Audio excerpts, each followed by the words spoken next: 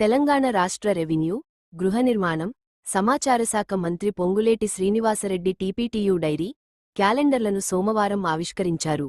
ఖమ్మం జిల్లా కూసుమంచిలో జరిగిన కార్యక్రమంలో టీపీటీయూ బాధ్యులు మంత్రిని కలిసి తమ సమస్యలను విన్నవించారు. అనంతరం వారు మంత్రి పొంగులేటిని సన్మానించారు.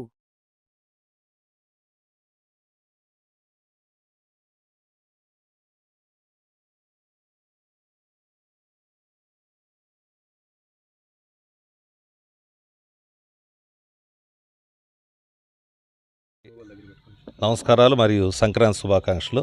ప్రధానంగా ఈరోజు గౌరవ మంత్రివర్యులు, రాష్ట్ర మంత్రివర్యులు, రెవెన్యూ గృహ నిర్మాణ శాఖ మంత్రులు పొంగులేటి శ్రీనివాసరెడ్డి గారి చేత మా రాష్ట్ర అధ్యక్షులు మిట్టపల్లి రాధాకృష్ణ గారు, ముఖ్యులు సంఘానికి సంబంధించిన ముఖ్యులు అందరం ఇక్కడ గ్యాదర్ అయ్యి మంత్రి గారి చేత డైరీ మరియు క్యాలెండర్ ఆవిష్కరణ జరిగింది. అంతేకాకుండా మంత్రి గారు మా సమస్యల పట్ల కొన్ని సమస్యలు ఆయన దృష్టికి తీసుకెళ్లడం జరిగింది. సానుకూలంగా స్పందించడమే కాకుండా గౌరవ ముఖ్యమంత్రి గారితో డిస్కషన్ చేసి ఆ యొక్క ప్రాబ్లమ్స్ సాల్వ్ చేయడంలో కీలక పాత్ర పోషిస్తానని చెప్పడం జరిగింది. అంతేకాకుండా ఈ పండగ అనంతరం ఒకసారి తన ఛాంబర్కి రమ్మని ఆహ్వానించారు. తన ఛాంబర్కి వచ్చి ఆయన దృష్టికి ఏదైతే సమస్యలు ఉన్నాయో ఆ సమస్యలు తీసుకెళ్తే డైరెక్ట్గా వీలైతే ముఖ్యమంత్రి గారితో కలిపి సమస్యల పరిష్కారంలో చొరవ చూపిస్తానని చెప్పేసి వాగ్దానం చేశారు.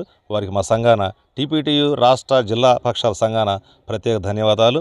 ముందు కూడా ఆయన సేవలు మేము ఒక అత్యంత సన్నిహితులం కాబట్టి ఆయనతో ఉన్నటువంటి చొరవతో మా సమస్యల సాధనలో గౌరవ మంత్రివర్యులు మాకు సహాయం చేస్తారని చెప్పేసి నమ్ముకుంటున్నాం.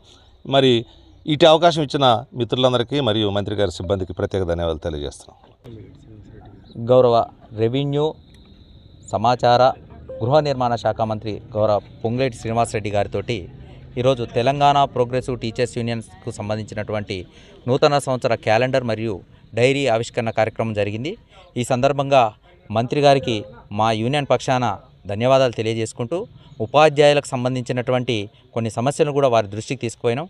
ముఖ్యంగా ఈ 317 జీవోలకు సంబంధించినట్టు ఉపాధ్యాయులు నేటి వరకు వారి స్వస్థలాలకు పోలేదనే ఆయన దృష్టికి తీసుకుపోవడం జరిగింది.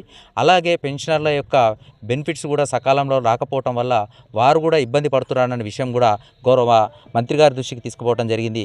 వారు దీనికి వెంటనే స్పందిస్తూ ముఖ్యమంత్రి గారితో ప్రభుత్వంతో మాట్లాడి మాకు సానుకూలంగా నిర్ణయం చెప్తానని చెప్పడం వారికి ధన్యవాదాలు తెలియజేస్తున్నాం.